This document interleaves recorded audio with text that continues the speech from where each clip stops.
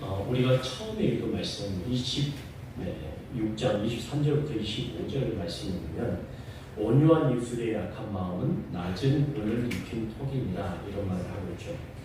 온유한 입술의 악한 마음 그리고 낮은 은을 입힌 톡이는 표면적으로 구분이 쉬운가요? 어려울까요? 어렵죠. 예. 왜냐하면 마음은 숨겨져 있기 때문입니다. 질이 낮은 톡이지만 은으로 덮여있기 때문에 이것이 겉으로 보기에는 굉장히 좋은 것처럼 보이죠. 예. 요즘과 비교하면 아니고 옛날에 은이 금보다 더 귀한 때가 있었을까요? 없었을까요? 있었습니다. 요즘 금이 이렇게 더 귀하게 되어있지만 예전에는 은을 더 귀하게 여겼거든요. 그래서 은으로 토기를 감싸면 그게 진짜 은으로만 된 톡인지 아니면 안에 무엇이 있는지 전혀 알 수가 없죠. 그래서 성경의 지혜에서 겉과 속의 구별은 매우 중요합니다. 하지만 이 시대의 문화는 이미지를 이쁘게 만들어내는 일에 미모를 꾸미는 일에 온통 마음이 빼앗겨 있습니다. 여러분 신문을 보거나 그리고 인터넷을 열자마자 무엇에 관한 기사가 가장 많으면 운동과 몸을 꾸미는 예 그리고 화장을 어떻게 하는 예 그리고 무엇을 사야 되는가라는 것에 대해서 이게 굉장히 많이 드러나 있죠. 그리고 믿는 사람도 자기 PR과 그리고 가짜 뉴스 그리고 너튜브와 카톡 종교가 판치는 세상의 한복판에서 살아가고 있습니다. 여러분 굉장히 많이 봤죠? 네, 봤죠. 그러므로 우리에게는 선의 탈을 쓴 악마를 분간하는 능력이 필요합니다. 한마디로 요약하면 겉모습에 현혹되어서는 안 된다는 겁니다. 그러나 우리가 이것을 알기 어려운 이유는 그것이 어떻게 있기 때문에 감추어져 있기 때문입니다. 여러분 제가 어떻습니까? 보기 좋습니까? 예, 그러나 제 속에 있는 뭐가 들어있는지 여러분 알 수 있다 없다? 없다는 거죠. 그런데 이 감추인 것이 언제 드러나는가? 오늘 읽은 본문을 보면 읽은 본문 아니지만 22절에 보면 이렇게 말씀하거든요. 한번 같이 한번 보실까요? 같이 한번 읽으실까요? 시작. 남의 말하기를 좋아하는 자의 말은 별식과 같아서 뱃속 깊은 데로 내려가느니라.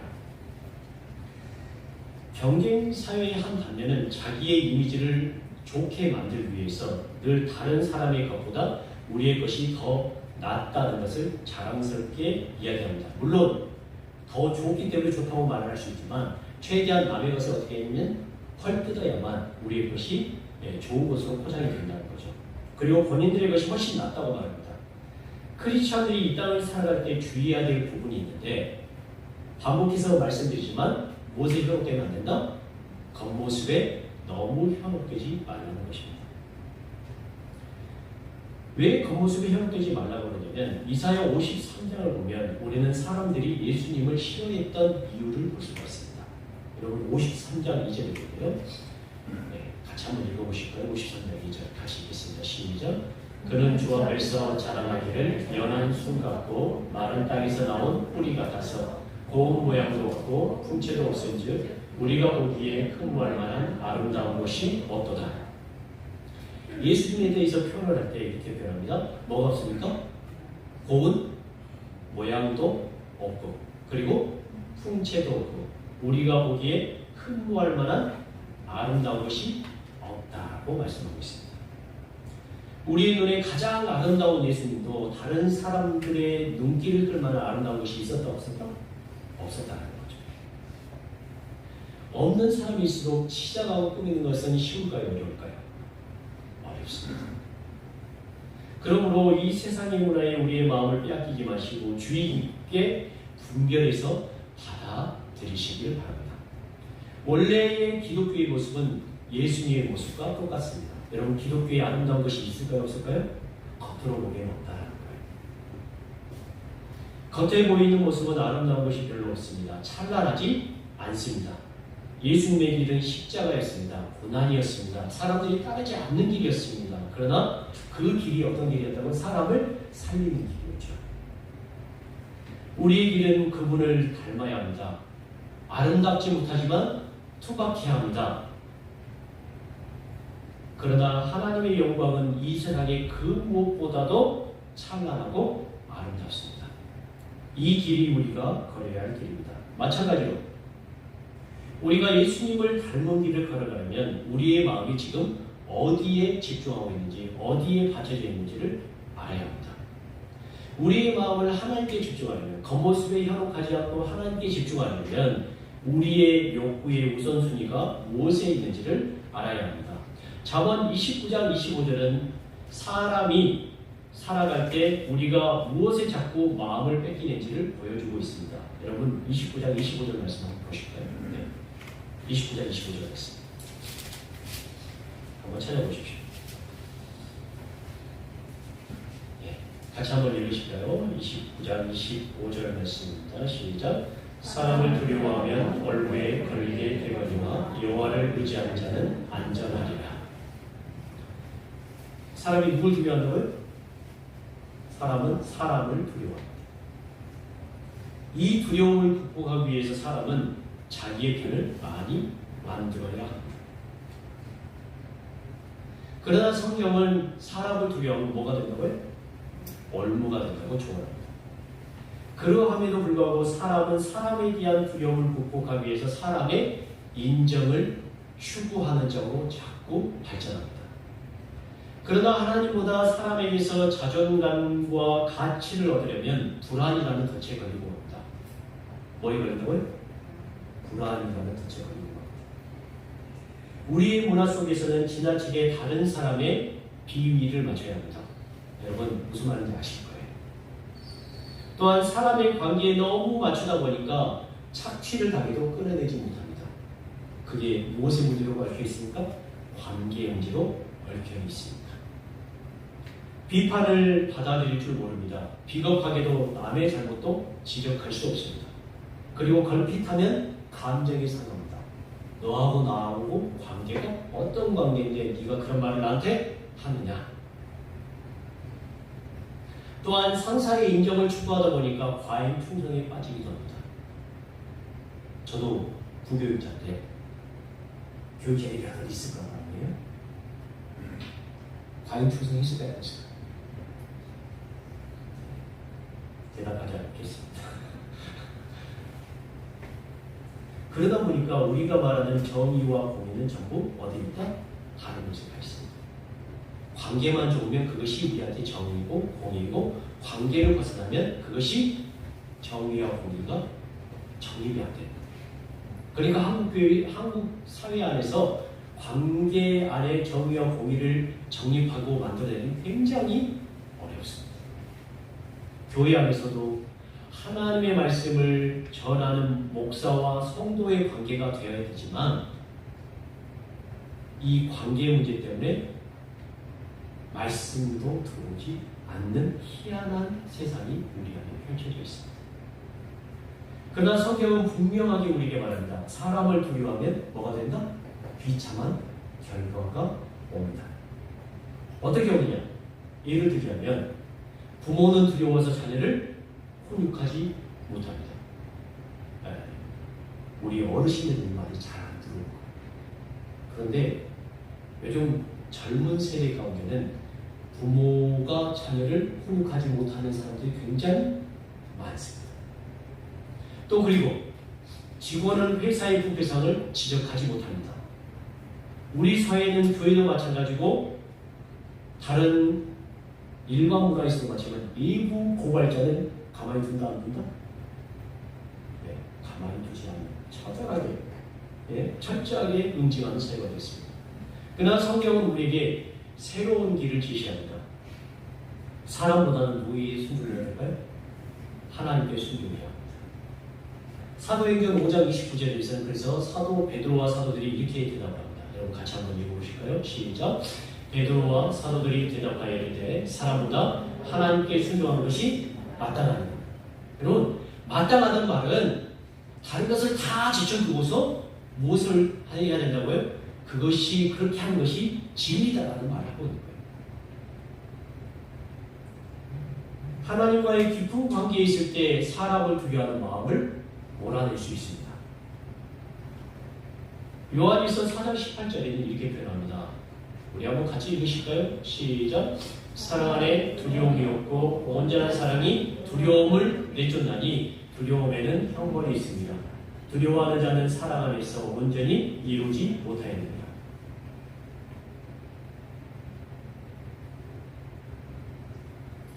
하나님과의 깊은 사랑의 관계가 우리 삶에 가득할 때 비로소 우리는 이런 고백을 할 수 있게 됩니다.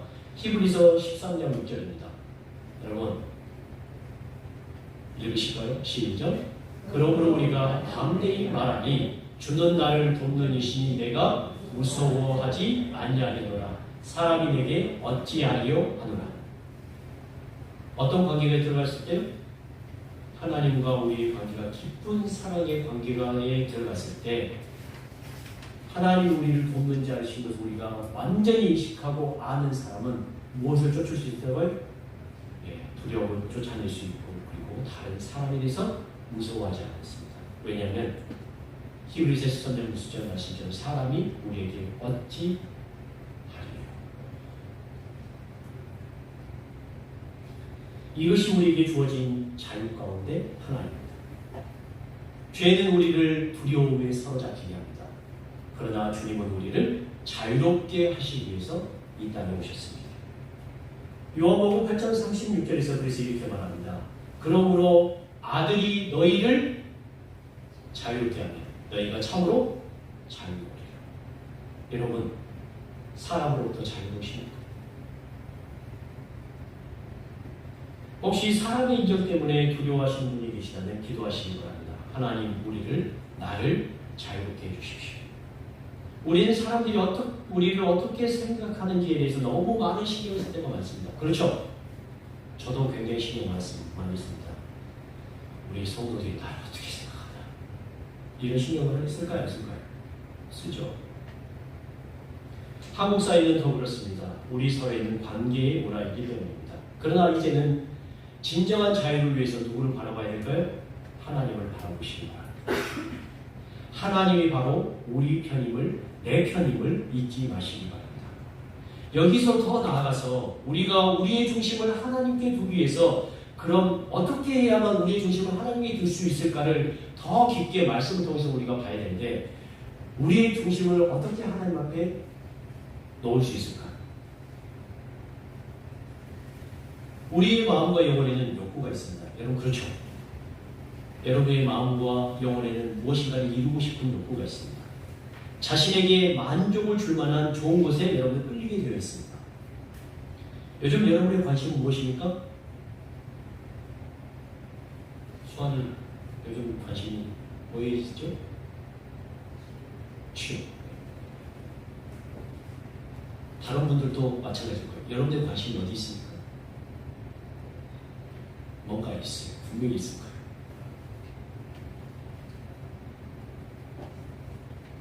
그러나 하나님을 믿는 우리의 관심은 누구만 절대적이어야 될까요? 하나님만을 절대적으로 삼아야 되죠. 하나님만을 절대적으로 삼고 다른 하나님 외에 다른 것을 삶의 절대적인 필수 요소로 삼으면 안 됩니다. 그런데 왜 사람들이 하나님 외에 다른 것에 관심을 두는 걸까요? 잠언 13장 12절 한번 보실까요? 여러분 한번 찾아보세요. 잠언 13장 12절 이거 한번 찾아보시기 바랍니다. 13장 12절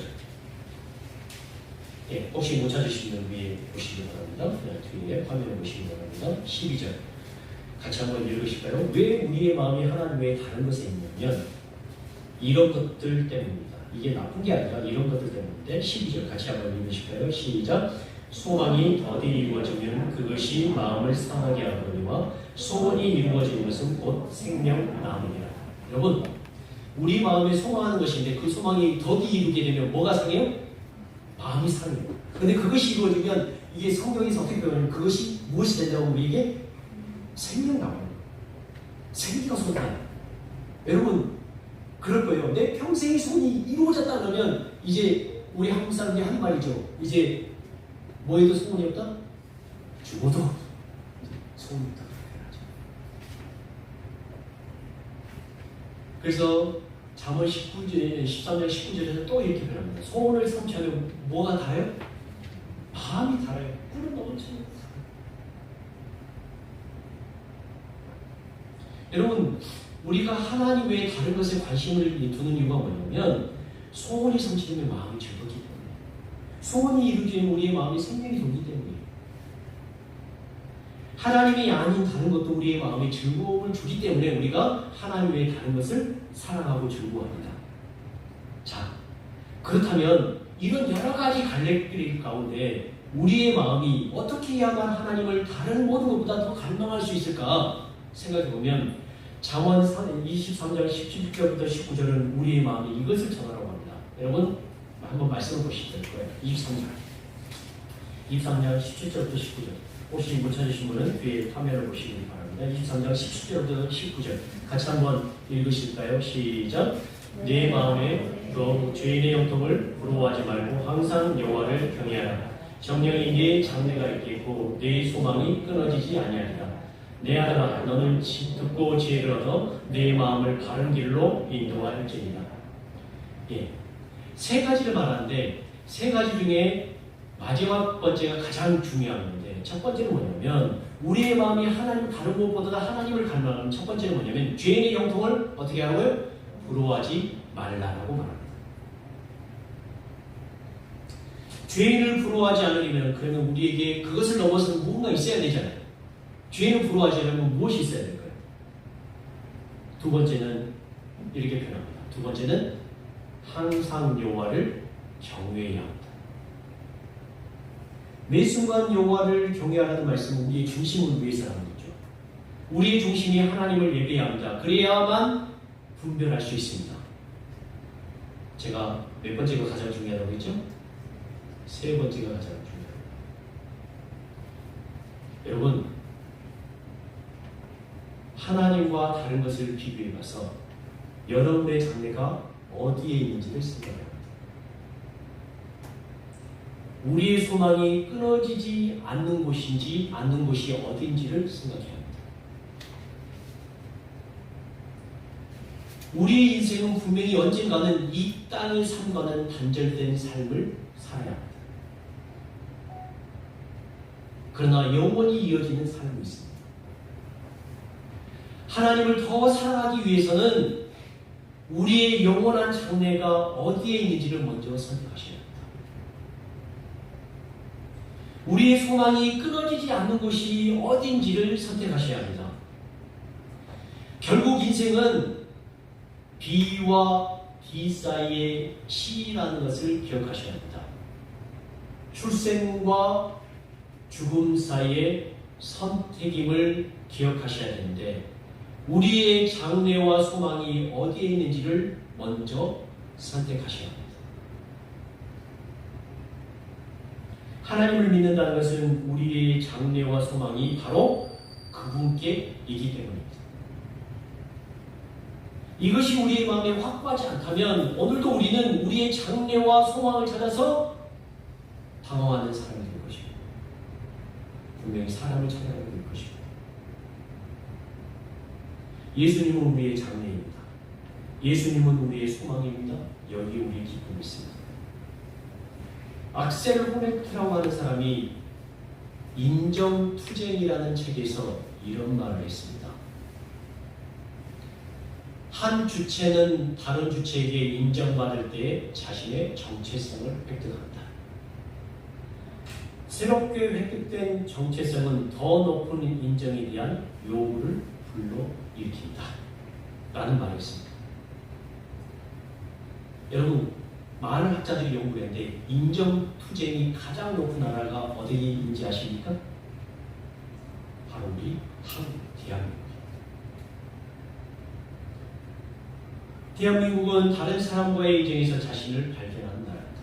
그래서 그 단어를 어떤 것에서 우리가 우리의 정체성을 확인하시냐면 우리라는 단어를 많이 씁니다. 여러분, 내 와이프지 우리 와이프가 있습니까 없습니까? 근데 우리 와이프예요. 근데 내 집인데 누구 집이라고요? 우리 집이라고요. 내 교회인데 무슨 교회라고요? 우리 교회라고요. 내 목사님인데 내 담임 목사인데 어떻게 표현하죠? 우리 담임 목사. 그런데 한국 사회는 이 인정을 경쟁에서 투쟁에서 얻으려고 합니다. 나보다는 우리가 더 강합니다. 그래서 다른 사람의 인정을 받으려면 그들이 하는 것을 그대로 해야 하는 경우가 많습니다. 그래서 따로 행동하기가 굉장히 어렵습니다. 여러분 식당에 가서 짜장면과 짬뽕 고르라 그러면 뭘 고릅니까?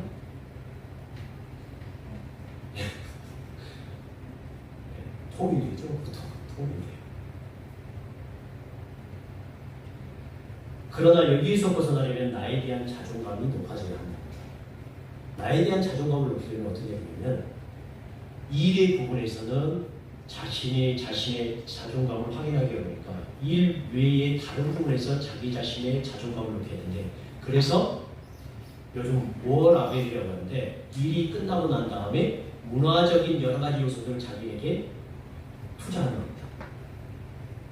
운동을 통해서 자기 자신의 몸이 변하는 것을 보고 자존감을 느끼게 됩니다. 그리고 좋은 영어와 좋은 노래와 그리고 여러 가지 것들을 배움을 통해서 내가 이렇게 바뀌었다라고 자존감을 높이는 방법을 써야 한다고 말합니다. 그러나 성경을 믿는 자의 자존감을 높이는 것은 어디에 있을까요? 네, 제가 분명히 말씀드렸습니다. 우리의 장래와 소망이 어디에 있는지 확인해야 된다고요? 하나님께 있음을 여러분 확고하게 믿으셔야 합니다. 이 세상의 문화는 결국 인정 그리고 투쟁하는 것으로 받아들이고 있습니다. 여러분이 전 세계에서 1등을 하려면 인정을 받으려면 몇 억분의 1이 되는 줄 아십니까? 75분의 1이 돼야 합니다. 인정받기 쉬울까요? 어려울까요? 어렵죠. 그러나 하나님은 나에게 오라고 말씀하십니다. 우리의 장래를 그분께 맡기라고 말씀하십니다. 우리의 유일한 소망은 하나님께 있다고 말씀하십니다. 오늘 이 영원한 소망이 있음을 여러분들이 소유하십니다. 이 땅에서 혹시나 조금 소외될지라도 우리의 영원한 미래는 결코 나쁜 미래가 없을 것입니다. 이 땅에서 사람에게 조금 외면받을지 모르지만 우리의 영원한 삶은 하나님의 사랑으로부터 외면하지 않을 것입니다. 이 자존감을, 영원한 자존감을 가지셔야만 여러분 이 세상에서 하나님의 자녀로 살아갈 수 있게 됩니다. 이 영원한 기쁨, 이 영원한 소망, 이 영원한 장래의 그 확고함을 하나님께 주셔서 하나님의 은혜로 살아갈 가운데 오늘 하루도 그리고 내일도 조금 힘겹지만 어렵겠지만 여러 가지 일들이 있겠지만 하나님만을 붙잡고 살아가는 우리 사랑하는 소년님 되시 주님의 이름으로 간절히 축원합니다.